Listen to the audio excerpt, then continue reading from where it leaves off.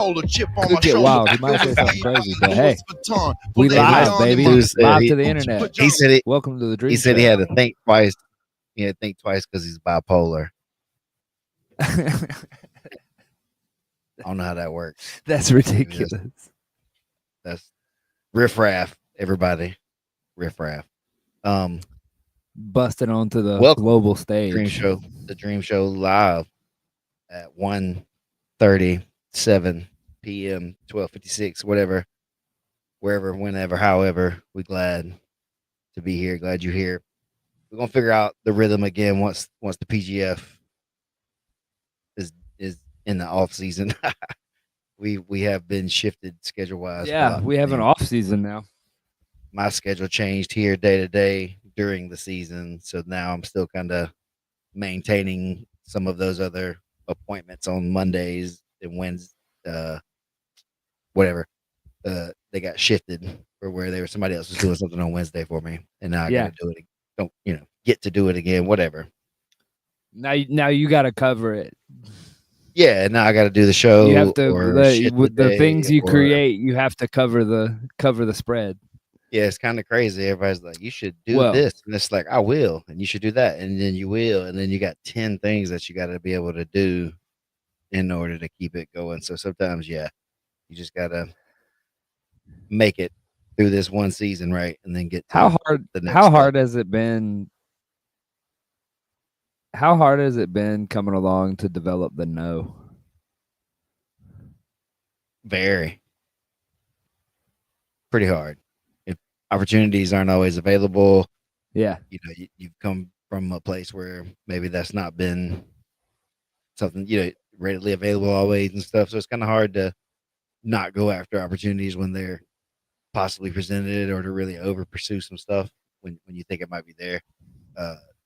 So definitely it's hard to not take an opportunity that you think is gonna maybe work out or could work out, because that's just the way it's been, right? If you're not from some situation that you don't need to take as many risks, it's easier to maybe say no. Yeah. In those places, but I think I'm getting better. Yeah, I know I'm better, but it's a difficult thing in general, because I like to do stuff. I never really understood the thing that you would hear from people that were like mentors, or people that would say, like, the only thing you have is time when it comes to like commodities, and like the most valuable commodity is time, right? Mm. Well, that no is what dictates that time, and it took me a long time to figure that out, and that the no isn't necessarily like a vindictive no or like a negative no. It's just not enough space no. Mm-hmm. Yeah, and that's the hard part too. Sometimes for the situations is maybe you've been available a lot more historically, and now you're not, and so people don't accept that because whatever the reasons, they're used to it, and right or wrong, now that you're not able to do it, they respond a certain way. It is what it is. It's definitely a thing to think about. I thought about it a few different ways, I guess, in time. But like for certain things, at least like business stuff wise, it's definitely been a thing to weigh out. Like, well, how much is this going to take to get it done versus what's the payoff?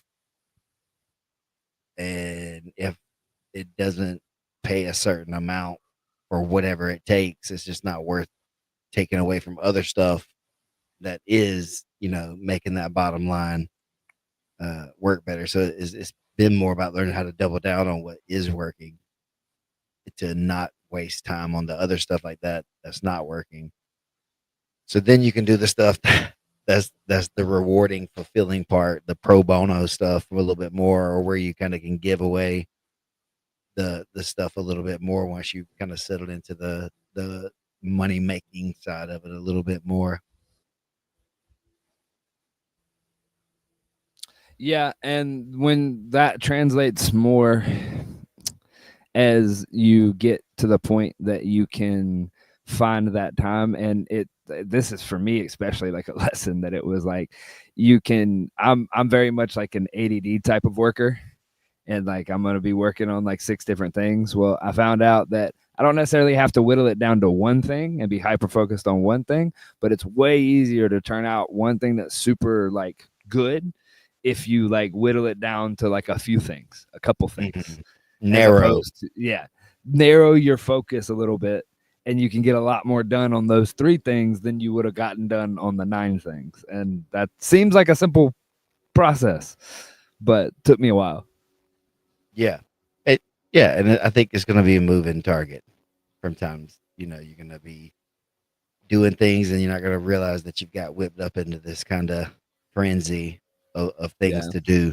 And then, it's too late by that point. And you got to, work your way out of it. And hopefully next time you're a little bit more aware as it's coming in. I think it's just life, man. It's just processes in general. And the empty space, taking that time to take the breath, to unplug, to like quit doing things, like that's one thing that I never really was good at, and I kind of had to like learn how to like make a effort towards that in the same way that you make an effort towards, say, working out or going to do something. Like making the effort to rest is also a skill. Yeah, I think for a lot of people that's definitely true, and for various reasons. Even, you don't want to sit there, and we've talked about it a lot too, just I think in a way of, for some of this stuff, like these bigger projects and things, is like you end up on such a high, like doing the thing. You're getting all the chemicals, the feel good stuffs from doing the thing, getting it done, whatever, and then it's done. And so then it's like, well, now what? And so then there's that space, and if you're not able, you try to fill it up with something else really quick, and that doesn't maybe give you the most time to pick the right thing, because you just try to pick something because you don't want to sit there with that space. You're ready to get that feeling kind of going again. And at least for myself, that's what I've noticed, is like just trying to pick up something too fast doesn't allow the other thing to breathe. And so sometimes you like miss opportunities. At least for myself, I've missed opportunities on one end or the other of those things, because they could have both been great ideas, but I didn't get to service them either to the fullest level, because I didn't let one just kind of breathe for a second and put it down, and then kind of see what it was, and then lean into the right parts of that, rather than pick up a whole new thing to start trying to like figure it out. That's connected, but not connected enough that it was an easy like switch over and stuff like that. For example, the Costa Rica thing and running a school here, pretty easy. Hard to market everything all at one time, trying to do all those different things at one time. So we've kind of had to let that like hit the back burner, because the most important thing was getting the school going, getting it right, getting it flowing and going, da da da da. So there's still a thing that's on the table, a thing to work on and get the focus drawn back to, but we've had to kind of let it breathe. Sit. Yeah, just let it sit. It just wasn't the right thing to keep pushing it. So I've just kind of had to step back from it. Even though I want to go, I would almost live there. Yeah. I think if the opportunity presented itself, until I changed my mind from being down there and thinking about it. Yeah. I reserve the right to change my mind when I get new information. But see, that also across the board on everything is, I think, that a lesson that a lot of people don't ever even really cross that bridge of, like, not only do you reserve that for the right for yourself, but the right for other people to like gain new information and go, turns out I was an idiot, or turns out that I thought one thing and the other was true, or I was right, Yeah. Like having that space for correction, I think, is something that society as a whole could work on. Yeah. Knee jerk, quick back and forth reactions to anything, or jumping into anything too quick, too deep, without doing your research and your due diligence on stuff, is always mostly. Well, and even if you're doing your due diligence, but even if you are doing your due diligence and going through and like doing that, like even in that process, you can be just like running through it, tearing things down, and you don't even know that you're doing damage on your way in on something that you don't even realize because you're so focused on running after that. And like you could do that in your jujitsu thing. Like it's the tunnel vision that people talk about, like when they're doing jujitsu and they're like, I want this submission, and you pass up like 6 other things that get yourself thrown into a submission of yourself. And you're like, whoops. Yeah, such is life. Such is life. It is. But it's Wednesday. Next Wednesday. Next Wednesday, a week from today. That's September the 10th. Yeah. Correct. Correct. That's the playoffs for the 2025 PGF season. Yep. Has the bracket been released?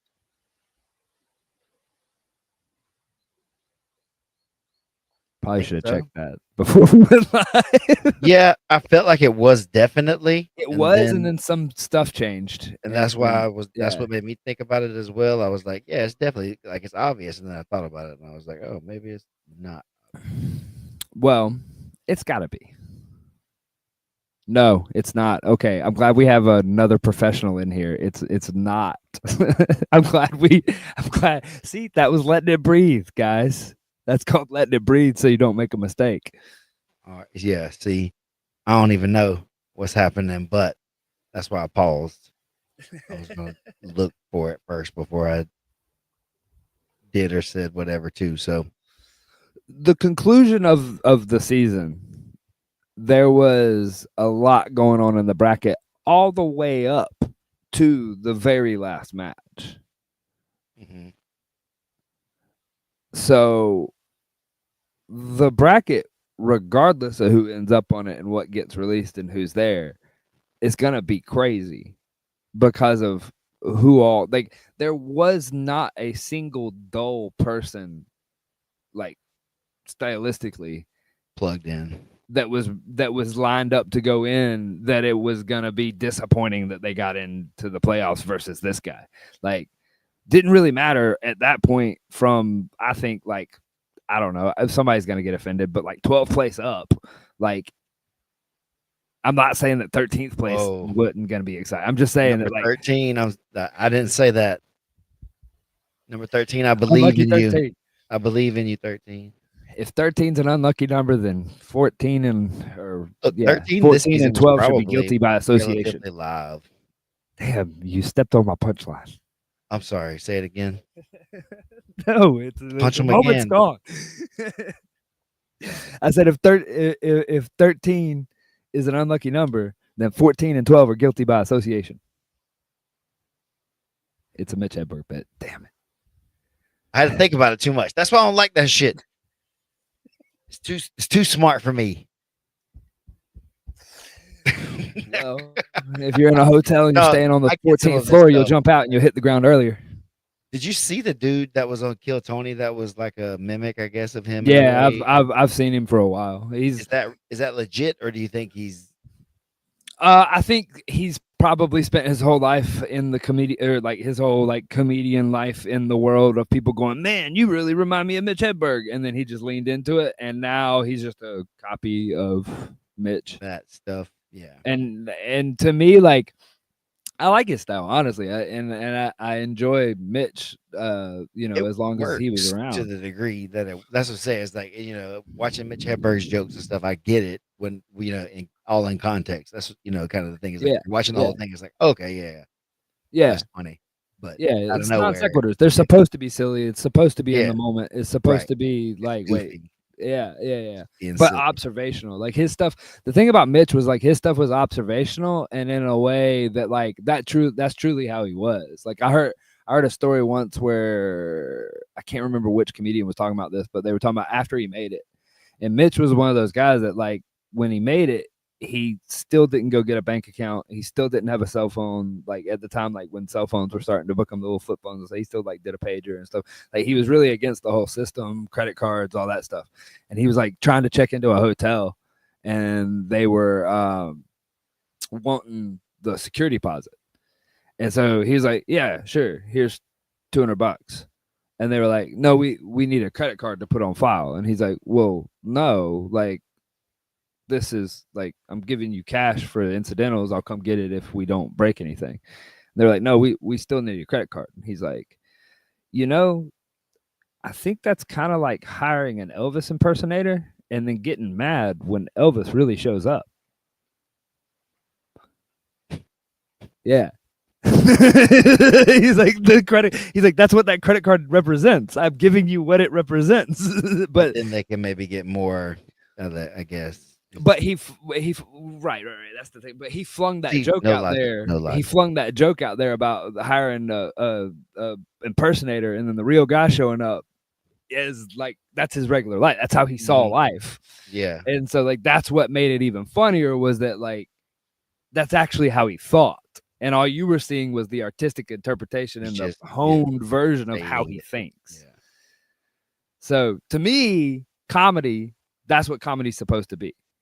Is that like you are taking people along for a ride on a thought process. Everybody's disarming themselves and with humor and like going through that. And that's a process. And I think that is something that they do with, you know, I don't know. I mean, some comedians and some people feel that the world is their stage. And so like they should always be trying to do that and always be trying to make that work and stuff like that. And then other people do it like on stage. But I mean, art's interpretive. So what's that melted Rubik's Cube on your shirt mean? It has a meaning. I don't know. You asked me. I don't know. I've never fully solved a Rubik's Cube. That's a fun fact about me. Have you? What? Yes. You've finished one? Yeah. Like all the way done? Like it's all the same all the way around? You didn't not anymore. It's not, but you didn't move any stickers or anything? I've done that too. I've never even moved the stickers, sir. Well, you know, I'm a little bit of a criminal, I guess, at a time in my life there, you know, where I understood how to take the time and do the job myself, right? I feel that. But the but anyway, I'm competitive, all right? Before I knew better, I didn't know better. Okay, I feel that. I feel that. See, I know my limitations, and so I don't break myself. Well, okay, I say that in certain scenarios, I know my limitations, and I don't break myself. You've gotten better. I've learned. Yes, you've gotten better at that stuff. I have learned. So, question then, to get back towards some of the topical stuff that we got going on. Like you said, lots of really exciting guys coming into this thing. I forget the exact stats they released about the submission stuff. We can talk about that in a second too. Yeah, I want to ask you like a personal kind of question about it. Is like, of the guys that we know coming into this bracket, if you were being seeded somewhere in the bracket, who would be the person that would be the opposing seed to you that you would be most like, oh God, I would like, man, I wish I could have got on the other side of the bracket of that guy just to like maybe have that one towards the end. And there could be several, but just try to pick one. Of who's like who was on that to you, if you were in there and you were just like, oh my God, man, I was hoping it wouldn't have been him. Okay, well, I'm gonna put myself in the shoes of these guys as far as most of the ones that are in the running weren't very heavy. Correct. Like most of them didn't have to cut a whole lot of weight. They weren't the biggest ones. Jet, maybe Chris Olivo were the two biggest ones. I believe so. Well, Jet was making a run for it, and watching him as he went, there's the obvious danger of the Aoki that's out there that everybody's running from. And there's multiple guys in this season that have a variation of that is scary. That is like that's one thing this season that I don't know if people really realize, that you kind of saw it in the last two seasons, but I think even the leg lock game has advanced since then even more, to where some of these cats are grabbing your leg and they're grabbing the breaking grip first, and then they're making up however they need to trap your hip later. Yeah, that's been happening a little bit for a couple of years, but now it's gotten a little. It's gotten to where you don't get the chance at the speed where people, when someone doesn't care. All right, I'm not gonna say doesn't care. When they let go of the inhibition of losing and they're just out there like going for it. And when I say let go of the inhibition, is either they're an advanced player that's been in it long enough and they have checked it out, or they're a younger guy that's coming up and it's never even registered in their brain to have that safety mechanism. And so they're running at you full speed with full disregard of what could happen to their end. Mm. And so they're catching those, like what I was talking about, that early catch and then making it up later. Well, you end up almost breaking yourself if you don't catch it early enough. And you have like a margin of error like this big to catch it or not catch it. Yeah, I can see that. So in saying that, some of the guys that you would be lined up against, I would be most worried about somebody. Of course, there's Landon. Landon's the one that I would be worried about going in there and being the old guy that just got broke off in 10 seconds by this kid. Okay, big slime. So like, that big slime would be a worry in that one. If you lined up and you're like, all right, I'm gonna have to protect my legs, and this is a game where I can't draw out, but I can make it to EBI, or we're not calling it EBI. We can make it to overtime to the back control. And so it's like, all right, well, I hadn't seen him on anybody's back too much. Maybe I could fight it off and get to that and keep my legs safe. Mm. If I sat down that morning and looked at who I had my seed for and I drew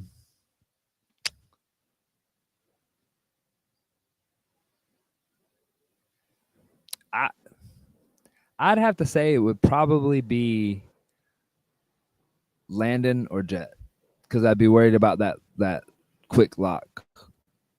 Chris Olivo has a good one in there and whatnot, but I don't know. It's not been as fast paced. It's been a little more calculated. Maybe it'll be a little bit more of a calculated game against that kind of guy.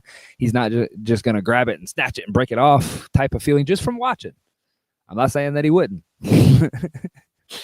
but you sit there and look at it, like I'm looking at the kids that are grabbing things and just snatching. And that would be what I would be worried about, is that like, all right, maybe I can survive, but like I'm running on that maybe pretty heavy with some of these guys. Okay. And then what about, so not Haifa? Haifa? You've been said very one, impressive. But you're. I know. I just started running down the list. I'm sorry. Yep. I'm just throw everybody out there now that I could think of off the top of my head.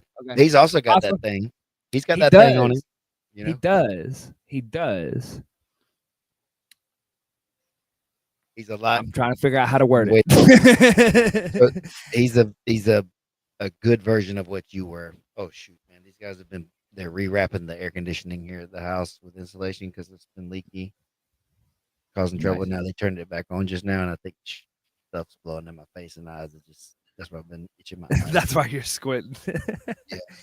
All right, we'll run down. There's Haifa, and there's one more on the list that Wallo just brought up was Derek. Is that like? Oh yeah, Rodman will break you off too, my boy.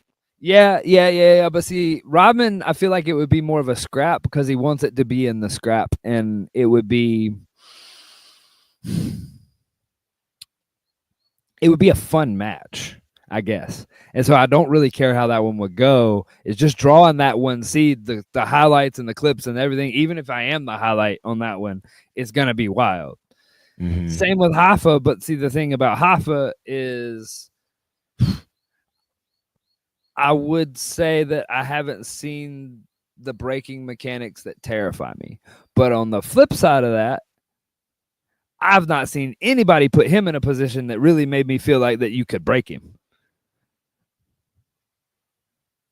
Yeah. Does that make sense? Mm-hmm. Oh, man. Is it really getting that bad? I can just see stuff. I don't know if y'all can see stuff. No, nobody can see it. I think you're just... No, I can see it. Oh. Like it's coming out of the vent up there. Oh, it blew all the dust out? But, yeah, see? Okay, you're not... I believe you're not crazy. I believe you. Show you this stuff, man. You don't believe in my pain. I'm sitting here struggling. It's out here with no air conditioning during this whole show right now. But to fully answer your question and without putting a person on it in that, it's this weird Aoki rolling, That's all of spinning, them, right? like It's everybody that's left, right? yeah, like all of them have that. It's all kind of a little bit scary. It's all one of those things. Like I saw some people talking about it, about like some of CJ's taps. Like I saw the taps and CJ was tapping sometimes where it was like the next move was they were gonna probably injure him. And he knew that, and so it's like yeah, but the gonna probably, like I said, that's where John Chandler lives, of like, oh, I'm gonna probably survive, and he goes with like, I'm gonna and you're like, man, that probably is still there, bro. Like, that's so scary. What about an Isaac John Chandler super fight? Me, John Chandler? Yeah. I'd scrap with the young buck. How many weeks you need to get ready for that, you think, cardio wise? All right. Well, not talking skills, not talking about anybody's skills. Let's just think about like where you're no, at. Cardio wise. You've been doing the production side. You haven't been hitting your reps and stuff. Right now, bro. I trained all last week. Let me go ahead and tell you. I trained all last week. And then I've been working on this behind the scenes, and I hadn't slept much this month. And then I was at a viewing party this weekend watching some jiu-jitsu, and I heard the child go, and I was like, oh no, I haven't slept in 3 days. This isn't good. So as of right now, as I sit, I need a couple weeks. Like if he wants his chance, come get me today, bro. Let's go, John. Let's get him. Let's get him, John. Show up at the finale. I got you a match. We'll run him out there. We'll get it done early, that way Isaac can be ready. Yeah. I gotta get changed. Pre-show match to get. I gotta put my nice clothes on because it's the playoffs. Like, give me time for a shower. Yeah. Maybe you can catch me during the pre-show setup. Let's do like the midday stuff or whatever. Like when we do our show normally, we'll get him in there. Y'all could do a match during that part of the day to test the stream. Yeah, the stream test is the Wandering Grappler versus John Chandler. Yeah, anybody that's on the program, y'all want to come test yourself against Isaac? Whoa, whoa.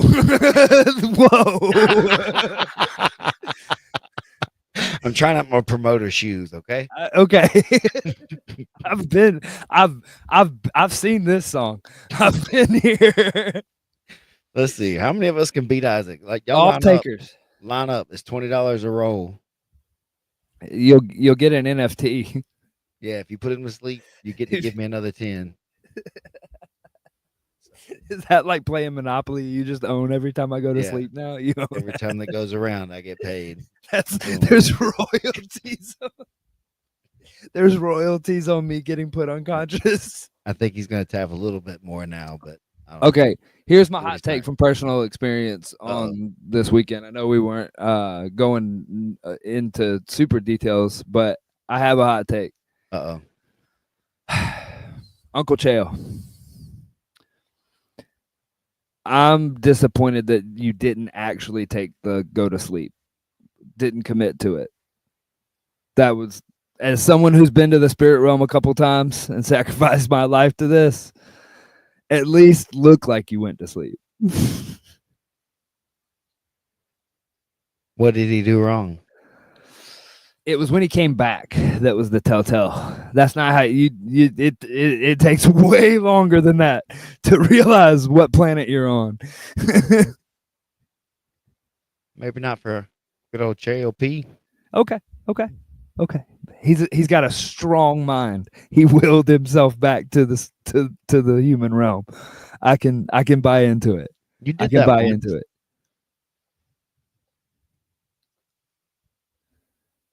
Oh, I'll take Wallow. You went out and then said you weren't out. Twice. But you said you weren't out though. Okay. Let's go back to that one. All right. If we're digging into my history now. No, I'm just saying is like if you go out for just that quick time and not like a long time. Yeah, but go back and watch it. And when I realized I was really out, go back and watch it. Like I wasn't even really actually conscious when I was making that argument. And like my movements, you can see them. Like you can see my movements. Is that like it wasn't quite? It was like, okay, let's talk about this season. JJ versus Derek.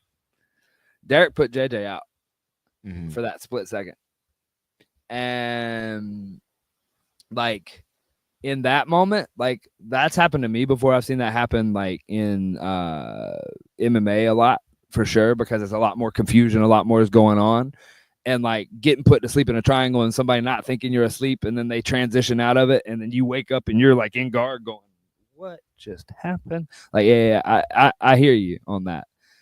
I guess my man Chael's just such a professional at it that he kept the poker face so well that like he has no idea what state he's in right now, but I'm in the middle of a ring and it's showtime. Because he did tap. The first one or the second one? Definitely the first one, I think. Maybe. I didn't see the camera angle, honestly. There was one he definitely tapped on. There was one you definitely saw the like beep, beep, beep. Yeah. Mm-hmm. Yeah. Yeah. But does this mean the buggy choke's back in vogue?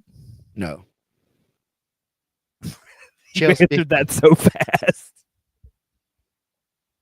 I mean, he hit it on a guy who hasn't been grappling in 10 years. And again, I love them and that thing and wish it would have been a more competitive kind of deal, but Craig needed some submissions on the show, so he didn't have time to play. They've been running over, so he was trying to get this thing out of the way. He was doing the thing for the show. He was moving it all along. Chael did too. Chael showed up. He did the thing for the show. He sacrificed himself for the good of the money. Hey. And that was some good mic work. Yeah, I'm not mad at him. He didn't disappoint. Uncle Chael came in and did the thing. He does what he does well. Yeah. I did have to take a brief moment to like mute it for a second and explain who he was to the younger generation of the Mexican jiu-jitsu crew that I was with. Of like, oh yeah, this is a guy from the UFC way back, you know. He did a lot of stuff. He actually is the reason that a lot of this exists. Like Isn't that crazy? It's wild. It's similar wild. to the thing you found the clip, or you sent me that video of the guys, I guess, finding the MMA highlight or whatever of me when you were out there filming them in Vegas or whatever. I thought that was pretty funny. Yeah, we'll see. That way, people don't know. Like we'll see if it makes the final cut of today's show. But when it gets out there, is that like that was really kind of neat. And like honestly, I've been seeing this the last couple seasons, and like through like coaching and being around people of like seeing the generation come along that don't even realize like what it is that like what we know today is what they know is the reality of like this is what it's like. Mm-hmm. And you're like, oh no, children, come gather around for story time. Like there's much to tell of the long tales. So lucky. The lore is thick here. Yeah, we've been and done a lot of things to get to this point, and that's definitely the thing. You know, a lot of people don't understand at all. For sure, the difference in what this is and what 20 years ago was. 15 years ago. Yeah, it was. 5 years ago.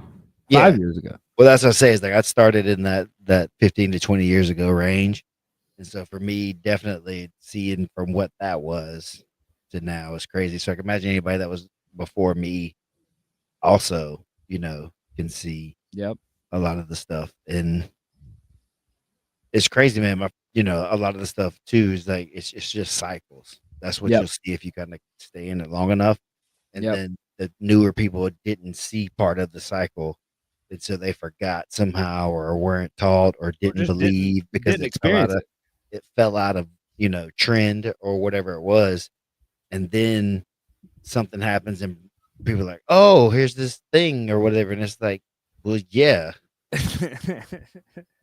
I've been telling y'all that or whatever. And it's like, but you didn't say, or it wasn't in this exact context of whatever. And it's like, but it's still the same thing. Like I just didn't call it what you called it. Or like one of the things I've heard like Carlos Machado talk about even was like we just didn't have names for stuff either. At sometimes back in the day, like there wasn't really a name for the transition or for the move even, or there wasn't even like flows yet. Like people didn't even realize, like, you know what I mean? Like we were just starting to get the flows back then to where, so it's crazy. Cause it's like, the response was like, "You do this, and if that's what you do, then that's good." And then he's gonna do something to respond to that, and if not, Yeah. good. Like he's done. Like you got him basically. If he's not gonna do anything else from there, there's no Yeah. reason to do further stuff until you get this response. And then people figured out you can bait and set traps, and then that got more sophisticated, and people complained about And it, then and they then the started rules blending changed, other and guys' then stuff. they have been since the beginning. That's what it is. You Yeah. know, picking up other Oh, I mean, I guess that effective. I just described jujitsu. Yeah, you pick up the effective style of thing, and then you apply it in the appropriate instance. Like the Americana is because of the American wrestlers, things like that. It's just that Yeah. Kimura is Yeah. because of a man named Kimura.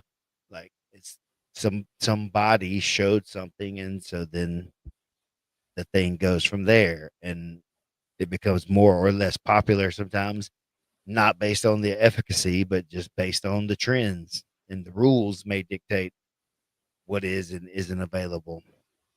Um, it's just crazy to think about all the evolution and the different opportunities for tournaments, and definitely the money that can be available for grapplers, people who only grapple and don't fight and don't do MMA, aren't going to be on an MMA show. You can go do an event and make as much or more money than professional fighters do now. And that would be, if you told that to people back in the day, they would laugh Laugh. at you and tell you Yeah. you're crazy. And that's never That's going to never ever be gonna the work. case. Never, Yeah. ever, ever. Yeah. Yeah.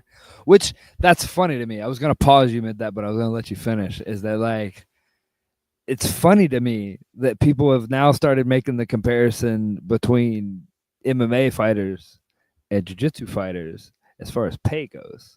And it's like, hey guys, MMA fighters don't make a lot of money either.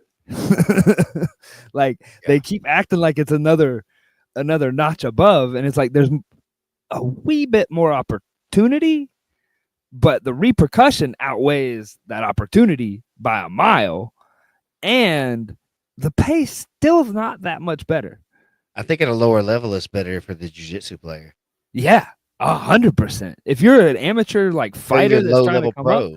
yeah, like low level pro, like go do jujitsu tournaments and get paid, and then like take the right fights. Like don't take fights because you need money. Yeah, those don't go well Those usually. that's not good. Not for That a is lot a of people. rough life to live. So it's interesting. You're right, and it's a thing that people talk about a lot. And only the top guys are getting paid in MMA and stuff. And that's one of the things that people have been arguing about in the community, is to avoid some of those pitfalls and traps of Prize fighter. buying into one contract with one thing to one promotion, no matter which one it is. But that's what kind of happens to fighters, boxers as well. Is like you get into the promotion, and then sometimes you can't get outside of fights, or you can't get work Yep. for whatever the reason, and so you might even be on a good pay contract, but you're not getting the work for whatever the reason may be. And that could, it could be any reason. I say I'm not trying to hate on anybody. It could be nefarious or none. Like Yeah. they just don't have the work. They don't have the guy you were going to fight got hurt, so you Yeah. didn't get to fight. And then Which you is the got something. nature of the fight business. So then something else happened, and now you can't fight. And so now you've waited a year and haven't made any money because two fights fell out or A whatever the year. case is. I mean, we saw that. We saw that with the Diaz brothers. Like when they started getting theirs, a year, 2 years, 3 years could be your whole career Especially when you're at your at your peak. at your best. Yeah. You miss a year there in the middle of your like prime time. Yeah. It's definitely tough. That happened to me in my MMA career. For sure. Yeah. I had gotten to a certain point, uh, was negotiating fights that were much bigger, so I agreed to sign with some company, and they weren't able to get me fights, and they kept negotiating. I don't know what was happening. Things just weren't coming through. Uh, Sat there for a year trying to find whatever, and finally just had to like cut ties and go out there and get a damn fight just to get myself back out there and fight and it was for less money than I was fighting for previously, because I had to get one. I had to get one, just to get it. And so Yeah. I spent that time improving and got better, but also probably could have won a couple fights that year because that was when I was pretty good. I was on a decent little streak at that point too. So I spent a bunch of that time not capitalizing on my best asset. So there's a balance of this to where you can negotiate yourself out of a career Yep. also by wanting too much too soon, maybe. I say I don't know exactly what they were negotiating for me and why they weren't getting it. I don't know what the amounts were, maybe that weren't coming through appropriate. You know what I'm saying? Like Well, in looking the back, fight world, I would imagine you're a difficult sell. Like, let yeah, this guy come in coming that from could out of town, potentially yeah, flip over your whole thing. that was the truth. Yeah, They yeah, at a certain point, my record had gotten too good to fight people who were not good, and then you didn't want to bring me in to fight your guy from out of town if he was up and coming, unless you really, really, really believed in him. And in which case, we did need to get paid for that because it was fair for me to come fight this number one guy to get at least a good paycheck out of it if he was going to get over on me or not. And yep. I thought I could beat them all, so I never really cared about that stuff. I That's figured I, unfortunate. Yeah. yeah, yeah, Yeah. for sure, for sure. I was like, yeah, I'll beat him. That's cool. Tomorrow, yeah, even better. Well, and also the thing that as fighters, as you're coming up and coming along, that it never really registers with you. Nobody ever really like tells it to you, and until it's too late, you don't really realize it yourself because you go in there and say you win that fight. Say it's a barn burner. Say you got a fight of the night bonus. You both had to go get stitches. You both had to like it's Mm. at the end of the day in an MMA fight, like you win, good job, pat on the butt, but you're marking it up each time. No, dude, I probably told the story on here before. I can't remember, but definitely the best, in my opinion, win, like not best win, but the best fight I had that I won. Because I had some really great fights I was proud of that I ended up losing to. But the best, like entertaining one that people say, because I don't really remember it, due to the concussion or Got a whatever. couple of those. I had a guy with me that was he was a plastic surgeon, Dr. Sean Vandermark in Valdosta or whatever. So he came as like my cut man, did some stuff because I had done some lessons with him and different things. I was like, shoot, it don't get any better than this guy. And so I thankfully got he the was there for doctor here. this fight because I got cut over and under both eyes. So I was like all over, just cut. And we're in the back in the thing and he's like stitching up like one of them, and then some other guy had just fought or whatever, and he like blacks out as he's coming back down into the locker room. And so my guy's like a doctor. And so he has to stop and like he runs over there to kind of check on this guy to make sure he's not dying. Meanwhile, I got this fucking needle and thread like hanging out of my eye up here. And I was like leaking blood on myself and stuff. And so it's just like, yeah, man. You like that's so when people That's like MMA. when you see this pretty face, boys, it got that way for a reason. You know what I'm saying? Yeah, Like the right people in the corner. I earned this beauty. Every Bro, scrap. my favorite MMA story like that was we had a guy that trained with us that was one of my favorite training partners, but he was in his 40s and he was a pharmacist and had his life together, had all this stuff, but just loved training Muay Thai and MMA and Jiu-Jitsu. Like he just loved training type of guy. So he got a fight. He had 2 fights. No, 1. And this is back in like the Alabama amateur days where like that one fight was just like at a bar with a wrestling ring. Yeah, you got blue jeans on. All right, whatever. Like those type of fights. But on top of this, I described him to you, right?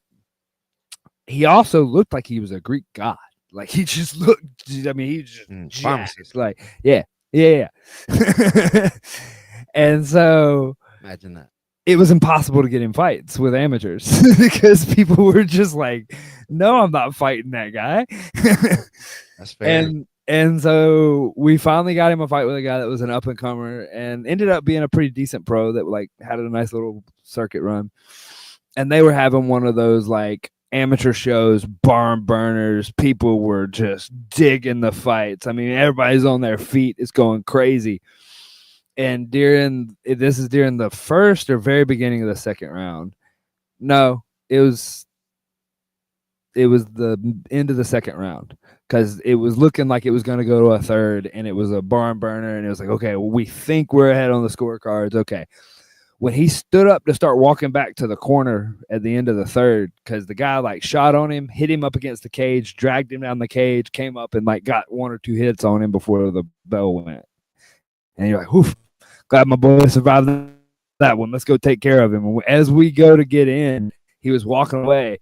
His whole back was just red with blood. There's so much blood all down his back. And I was like, oh no. And at this point I was working on the ambulance, and that's why I was in the corner. I was the cut man. I was the guy that they're like, oh, you see, he knows how to got medical training, right?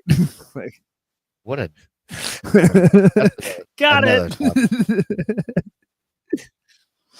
And so, which out of everybody there, I was probably the most qualified. But when we went in and we stepped in and we got there, I went, it is, but at the same time, I'm a very caring person.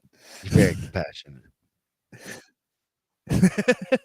Anyways, I go in and I had like I even had my gloves on. I had all the petroleum jelly on my glove, and like I was ready to start going in there and stop this bleeding wherever all that blood just came from.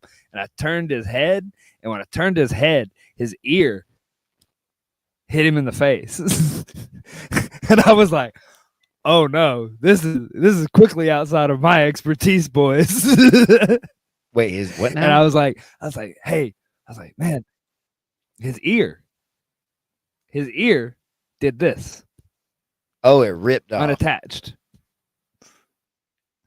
Ooh. The back of it had separated, like that skin that keeps it attached to the side of your head. And it had just like flopped over. Oh. And it was just like slowly turning black. And I was like, oh my God. And so we go, and I tell him, I'm like, hey man, I was like, I think they're going to call this fight. And he's like, no, they're not. And it's like, and I was like, oh no. Yeah, they're definitely probably going to call this fight, man. And they wave it off, and we start walking back to the back. His girlfriend comes around the corner. I'm like, don't look at it. And she's like, look at what? And so what you're talking about, like, burned in my memory, this is amateur MMA or MMA in general in that time period. It's dimly lit, like lit lights flickering in the back of a convention center. We happened to have, because he was a local, one of the UFC docs, like he's the like gray haired Asian guy with glasses that's like kind of skinny. He's one of the UFC docs you see all the time. That's the one that comes in and makes the final decision. He looked at my buddy's head and he was like, oh man, I'm excited for this. And we're like, what? And so he sat there, and in this dimly lit in the back, literally stitched my man's ear back together. Put it all back into place, did it all like whatnot. My man went to a plastic surgeon afterwards because, like I said, my man looked like a Greek god. He worried about that type of thing. So he went to a plastic surgeon to make sure like it was okay. And the dude was like, man, this is phenomenal. Who did this? And so like from then on out, we would bump into that guy on the scene, and he would see my friend, and my friend would he'd bring him over, and be like, let me see. Oh man, it looks so good, like that type of thing. And that's like my core memory of MMA. And also a core lesson that it's like I try to pass that on to the young cats of like, hey man, you could have a full career, all these great things and whatnot, and you could accidentally rip your ear off doing this. There's just one more hazard. Yeah. I thought you were gonna say he ripped it on the cage, because I've seen that too. People didn't have. I'm pretty sure that's what happened. I'm pretty sure he got caught on the cage as he was getting dragged down. No, I meant his back. Like I've seen that before back in the day. Yeah, I've seen that in like dog pens, basically. And yeah, so I've seen that. Chain link, and so it's got those little spurs on it. Yeah. So we had to learn too. It's like, hey, I'm not. If I ever see that, I ain't fighting in there. Yeah. I was at the tail end of that generation but we still did have a rule of like walking in and like, you know, fighters skip rule meetings all the time these days and stuff like, no, we went to the rule meetings so that I could step in that cage and make sure that I wasn't going to die. Dude, I had a fight and we were in there And the referee came up to us as we came. He called us to the middle to do the thing, and he was like, "Hey guys, just want to let y'all know over here, this one post, there's like a hole in the floor, and so don't step in it or you'll fall." And it's like, what? This is a sanctioned event. This is a sanctioned fucking fight. And so then what Just I stay did, out of that quadrant. we fought a little bit, and then I was like, I'm gonna let him grab me, and then I walked him to a section that was close to that section, and then I reversed him towards it, and then he panicked, and I guillotined him. So, because I was scared too, Yeah, I didn't want to fall in turns the out. hole. We were big. We're both big dudes, and I tried to kick him in the head, and he didn't fall down. So then I got scared. That's when you throw the kitchen sink at them and they're still standing there staring at you afterwards. He That's had no the neck. He was just all head and body. And so I was like, all Ooh. right, I don't know how to get this that way. He tried to shoot on me somehow when we got towards that spot. And I was just like, you know what? I'm gonna squeeze this motherfucker's head off. when So, when they ain't got no neck, you just split the difference and squeeze. somehow I don't do this, I might die here. So I'm just gonna give it what I got here, Granny. Coming home to you, baby. If I don't make it. All that to say, if MMA and fighting is the thing you need to live, breathe, you will die if you don't do it. Enjoy Like, it. go for it, dive into it, and have those experiences. You're gonna die either way. So if you want to like build up as an athlete and make a career and that type of stuff, man, my biggest advice is like, man, go play in the jiu-jitsu scene for a little while. Go get really good at all of that and like keep honing all your skills. And it's like you said, like there's guys out there now that don't even have that trajectory in their path of like MMA. They could just do grappling, which they don't even want to. Yeah, they don't. I don't want to get punched in the face. You're like, that's wow. That's always been the thing I said too. People was like, I don't want to get punched in the face, and it's like, funny thing, me neither neither. do I. That's like the least perkiest perk of the job. That's the whole point. It's Is like, to avoid that. I spend so much time working to avoid that. You wouldn't believe how hard I try to avoid that. But so yeah, you still end up getting punched. It's the number one job hazard almost. So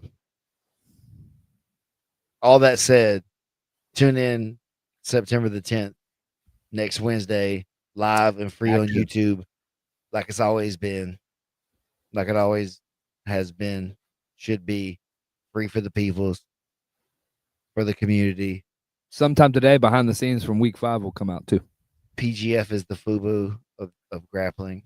It is. It's for us by us. Man, I think that like in that, like in the PGF becoming the like built by grapplers, for grapplers, controlled by grapplers, like everything is we created this and became a part of this, and everybody that's a part of it, especially the OGs, like especially the people that started from season 1, season 2, season 3, like those early days, is there was no pathway.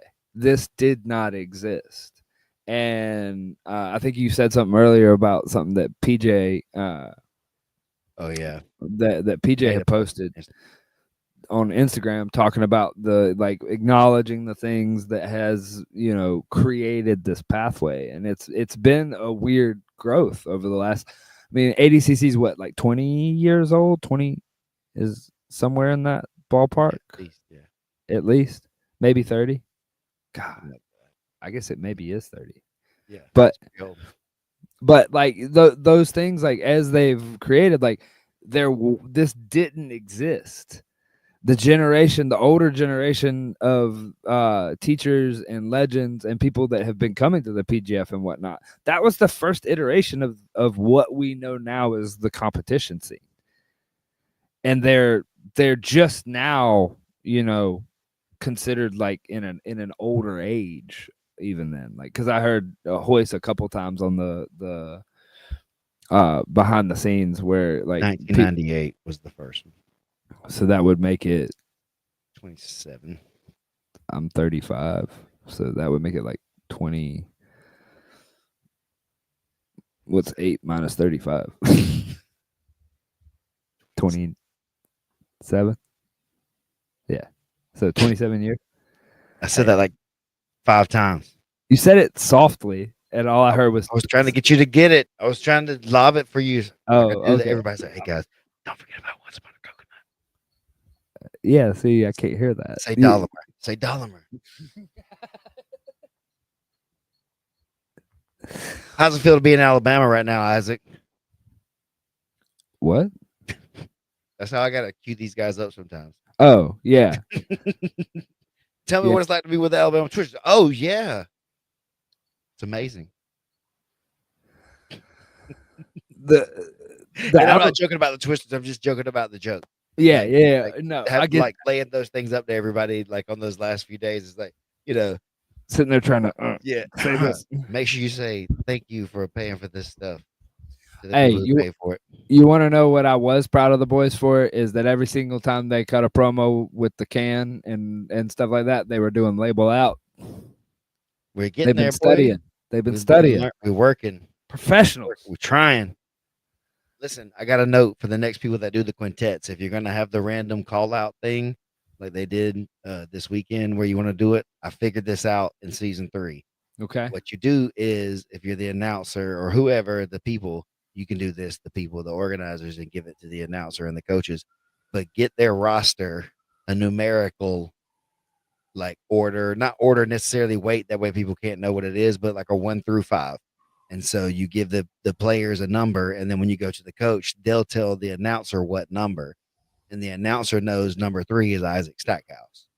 The fans don't know, but we know. So then we could avoid that moment where it's kind of put out there for that half second, Going. and then you got to say it again too, or whatever. So that was what I came up with in season 3 that we did, and it worked pretty well. Yeah. When we did that. So just a little pro tip for anybody else out there.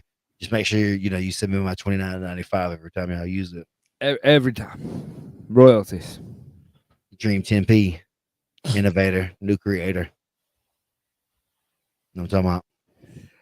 Yeah, I know what you're talking about. Look, I'm excited, man. We got a week, and it feels like there's no time to wait, but it's still there's a week away. Getting a little anxious. I think, like I say, got used to being on that run, that pattern. Yep. And so now we're just been, at home doing all the stuff or whatever, which is cool being at home doing the stuff, but also I'm ready to blow it off. I'm ready to get it and like do the damn thing and, do something else, let it breathe for a minute and then hit the next show, whenever that is. So thanks everybody that's tuned in, will tune in, has tuned in. Tell your mama to tell a friend, to tell a friend to tune in.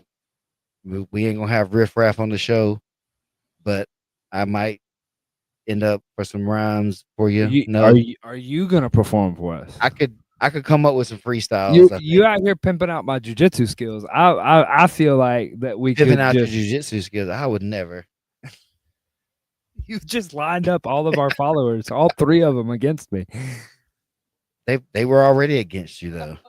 I didn't do that. Okay. You did that.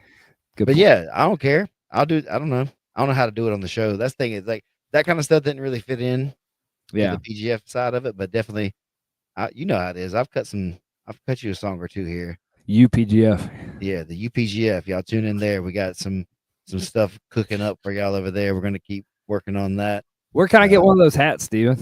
A UPGF hat. Merch. Yeah, I have to look up the link. It should be in my bios and then the comments. While those got it in the comments, I bet right now. I bet if you're not there, maybe if it's not there, then I expect it to be there now.